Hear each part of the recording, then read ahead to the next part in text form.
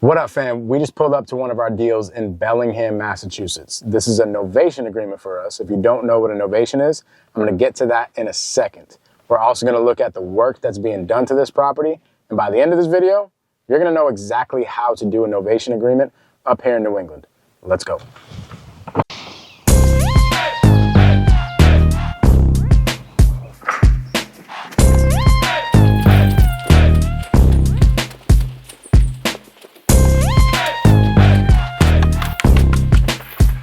All right, the contractors have been working here for a couple days, so we're gonna see if they've been doing the things that they should be doing in a sec. Hello? Okay, first things first. What is a novation agreement? It's pretty simple. Instead of wholesaling a property, instead of buying it in cash or putting it under contract for a cash deal and then just assigning that to a cash buyer, we agree to a number with the seller, very similar to like a cash deal, but instead of us closing on it with cash, we'll just clean it up, put it on the market, and then use one of the retail buyer's loans to give them that price. So here's how it works. Let's just say there's a guy named Mark that owns a house. And I go to Mark and I'm like, hey, Mark, I want to buy your house for $350,000. And he's like, Mike, there's no way. I can't do $350,000. I need at least $385,000. And I'm like, okay, well, instead of me coming in with another loan, like a hard money loan or one of my investor loans, why don't I just agree to give you the $385,000, give me a few weeks to clean the property up, and then I'll put the property on the market. Once it sells, you'll get the $385,000. We'll cover the realtor commissions, the closing costs, and any other expenses. And then whatever's left over will be our profit. We'll get paid back for any work that we did to the property, and you'll get the $385,000 that we agreed upon. And if you have the right seller in the right circumstance, then that situation works and it allows you to come up on price. So there might be a lot of deals that you guys are saying no to in your CRM, and you're like, man, these sellers are just asking for too much. Well, maybe you just need another tool in your tool belt, and that tool is going to allow you to give the seller a little bit more money because they're willing to wait another few weeks for their money.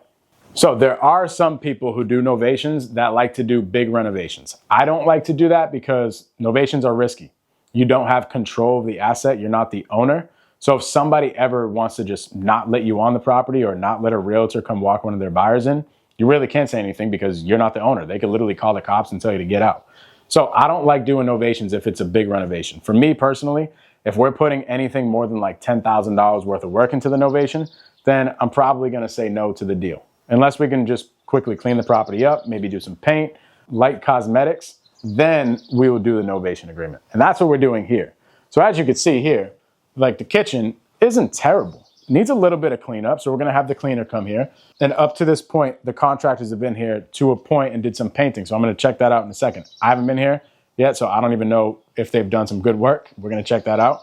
But what I'm gonna show you guys is how we're quickly cleaning this thing and then putting it on the market so that we don't have a ton of risk.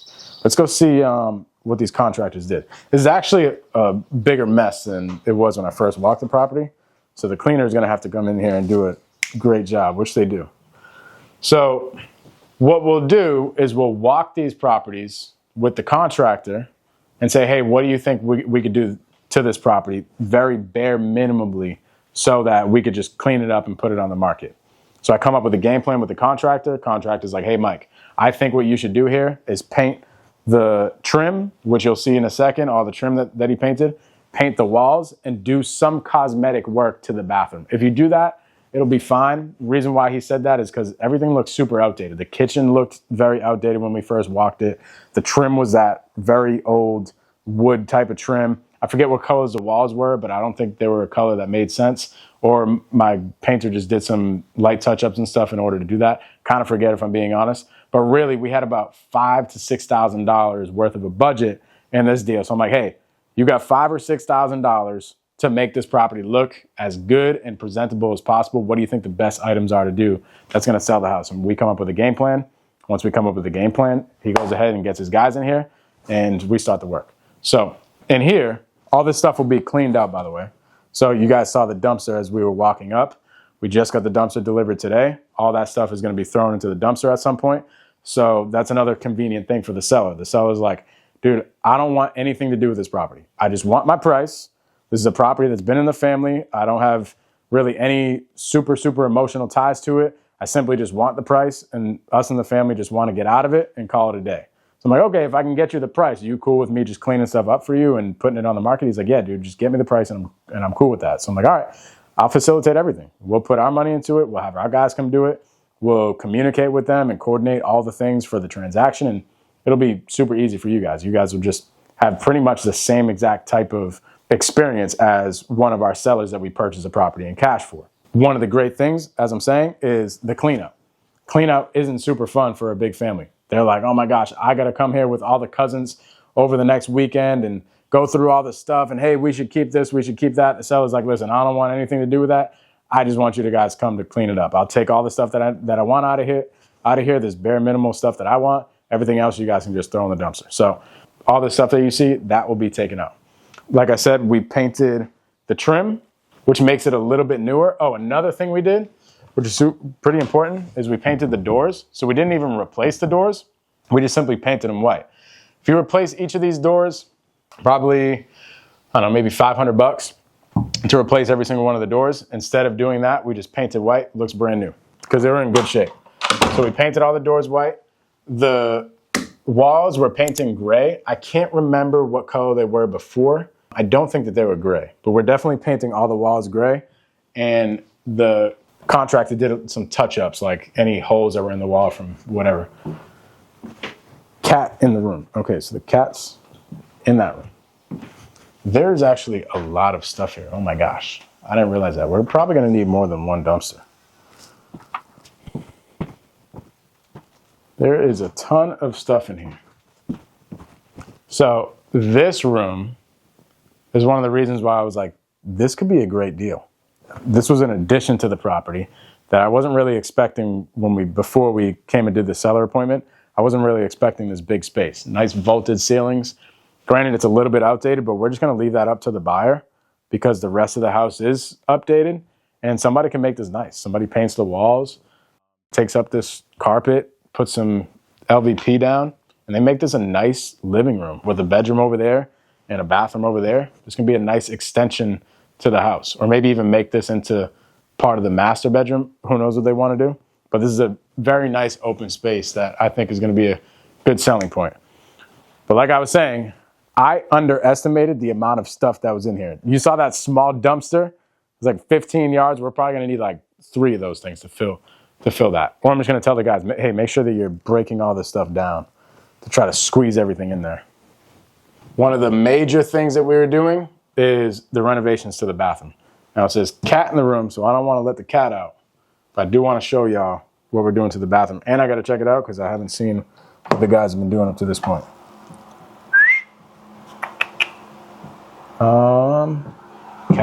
Cat, check. Yep. All right. The guys have not really done anything in here, to be honest. We're not going to go crazy here from what I was talking to the contractor about. We're going to repaint this, repaint the walls. We're going to get a new vanity. We're going to put a new mirror in. And we're going to get rid of this tiling. And we're going to paint the tub. Possibly doing the flooring. That's one thing that I was like, hey, let's do everything besides the flooring and then see what happens and see how it looks. But this is kind of some outdated flooring, so we might just go ahead and do it. It would probably cost a couple $100, maybe like $400 tops to redo the flooring. Hey, get back in, bro. Yo, listen, I don't want no problems. But yo, I don't want to cuddle, bro. You see this thing trying to cuddle with me? Yo, listen.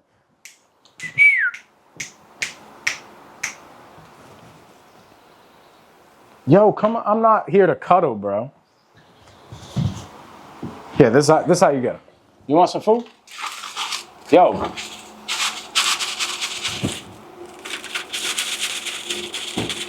Come on.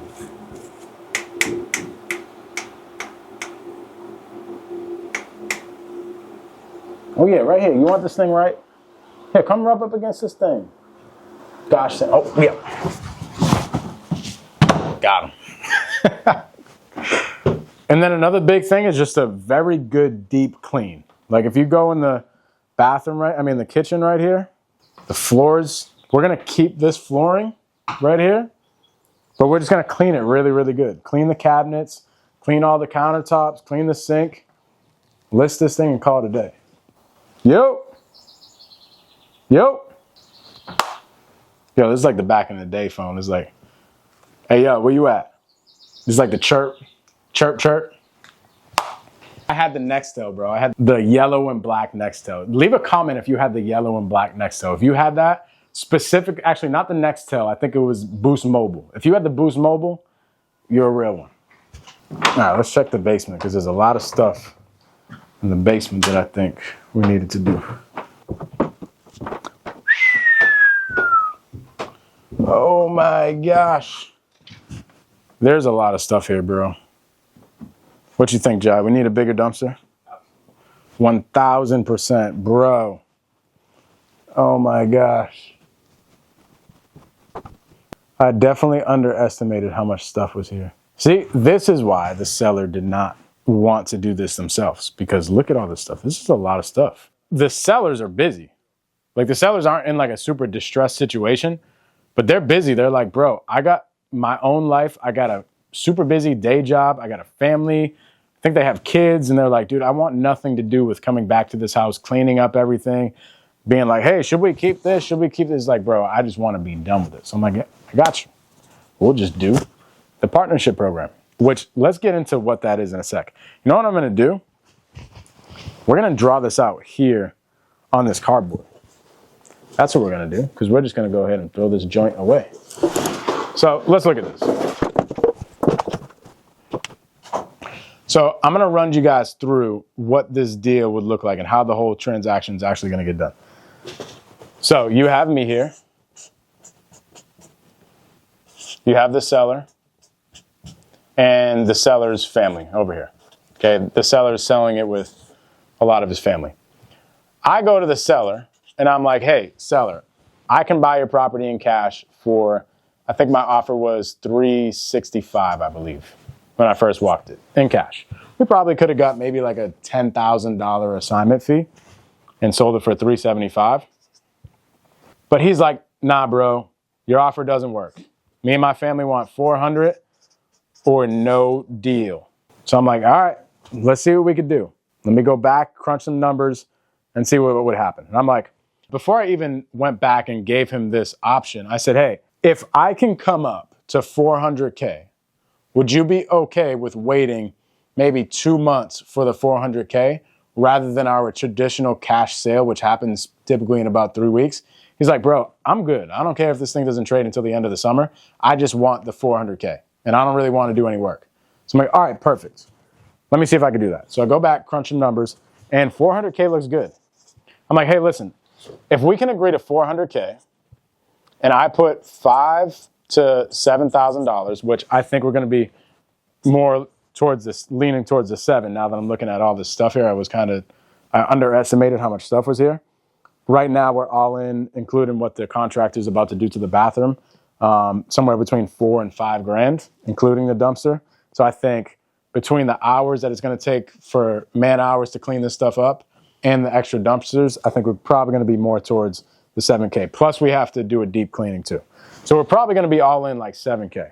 Talked to my wife, who is our realtor on the deal, and she's like, hey, I think after we do everything and clean the place up, we're going to be able to list this thing for $475,000.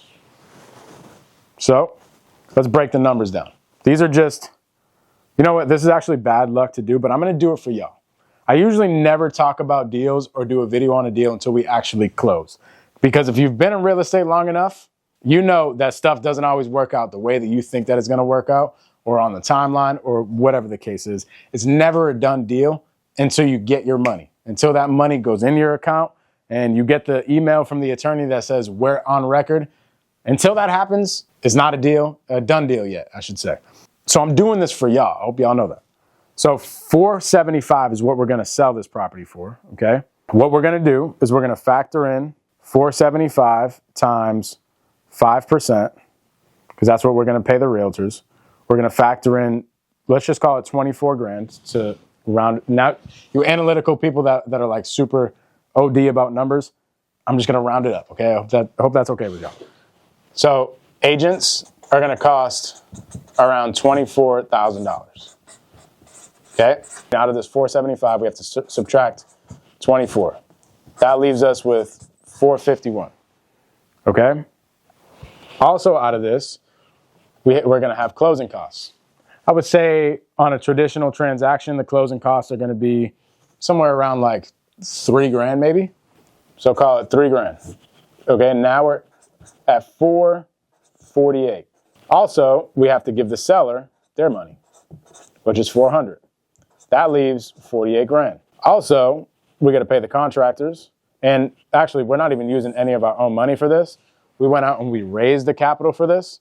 So we got to pay a couple bucks, maybe like $500 of interest to our lender on this deal. So we're going to have to pay our lender back this money. So we're doing this deal with no money out of our pocket, by the way. That's going to leave us, let's just call it, after it's all said and done, 8 grand for interest and all the money that we put into the deal.